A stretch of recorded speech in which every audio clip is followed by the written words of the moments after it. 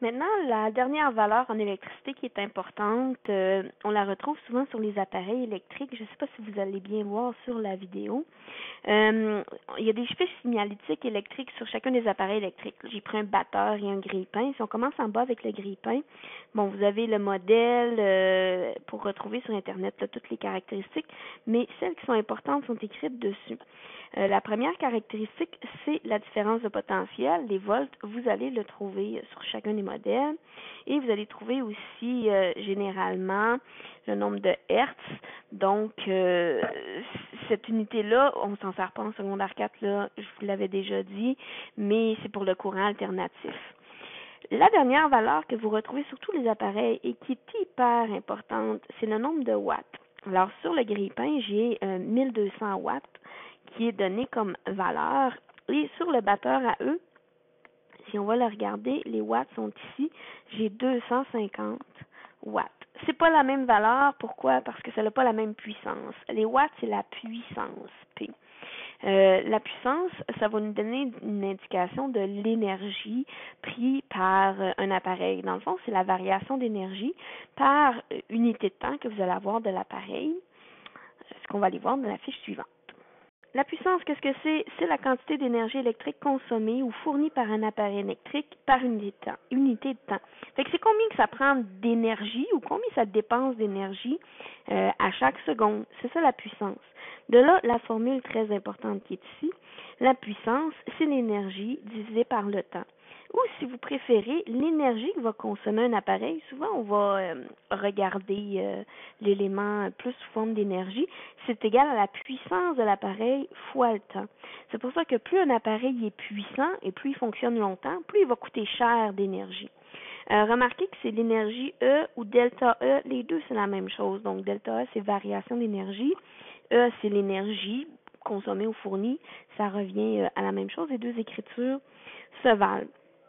Alors, lorsque j'ai un watt, c'est l'unité de mesure de la puissance, c'est la même chose que 1 joule par seconde, parce que l'énergie est en joules, et je divise par le temps, et le temps, ce sont des secondes.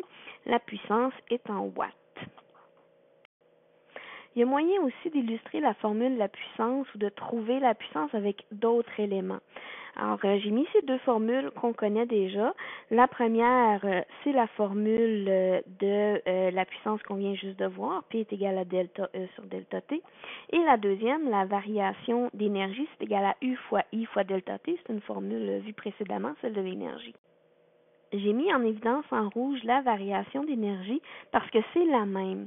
Et on va faire une petite substitution, c'est-à-dire que si dans ma formule de puissance, je remplace le delta E qui est ici par le delta E qui est ici par sa formule. Donc delta E, c'est l'équivalent de U fois I fois delta T. Et si je divise, je garde le même dénominateur ici, je divise par delta T.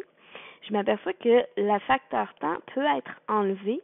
Donc, la puissance, c'est équivalent à la différence de potentiel fois l'intensité de courant. Donc, c'est une autre formule à ajouter qui va être très utile lorsque je veux savoir la puissance d'un appareil. Si je n'ai pas son nombre de watts, mais si j'ai le courant qui passe dans l'appareil et la différence de potentiel, je suis capable de la calculer. Vous avez dans vos notes de cours exactement ce que je viens de vous dire. Ça veut aussi dire que la puissance, c'est des watts, c'est égal à U, donc c'est des volts, fois I, c'est des ampères. Donc, lorsque j'ai 1 watt, c'est la même chose que 1 volt fois 1 ampère. Ça nous mène à certains calculs, comme toujours. Alors, un exemple de numéro, quel est le courant? Donc, le courant, c'est toujours I, c'est l'intensité de courant, c'est ma variable inconnue, qui traverse un four à micro-ondes de 1500 watts. On vient de le voir. Les watts, c'est une puissance, donc 1500 watts, utilisée sur une tension CU, de 120 volts. Ma formule, donc j'ai P, U et I, donc c'est la dernière qu'on vient de voir. P est égal à U fois I. Et moi, je cherche I, je l'isole. I est égal à P sur U. Donc, I est égal à la puissance 1500. Oups, c'est des watts ici, non? 1500 watts divisé par 120 volts. Donc, ça me donne 12,5 ampères. Donc, premier style de question. Deuxième style de question. combien d'énergie? Donc, je cherche la variation d'énergie, ou E, c'est mon inconnu. Consomme une ampoule de 100 watts, donc sa puissance, c'est 100 watts, allumée pendant 8 heures et 30 jours. 8 heures par jour pour 30 jours. Donc, la variation de temps, c'est 8 heures par jour fois 30 jours. Sauf que la variation de temps, c'est aussi, ça doit être absolument en secondes. Et j'ai des heures. Donc, pour transformer des heures en secondes, je vais multiplier par il y a combien de secondes dans une heure. Il y a 3600 secondes par heure. Donc, vous voyez, mes unités de mesure vont toutes s'annuler, les jours. Il va me rester des secondes. Donc, la variation de temps, on s'aperçoit que c'est quand même beaucoup de secondes. C'est 864 000 secondes dans le mois où mon ampoule va être allumée. Donc, si je cherche la variation d'énergie, c'est égal à P fois delta T, ce qui me donne la puissance, donc 100 watts fois 864 000 secondes, ce qui me donne 86 400 000 joules. L'énergie, c'est toujours en joules. Et c'est un problème réel, c'est-à-dire une ampoule de 100 watts, là, c'est très commun dans une maison.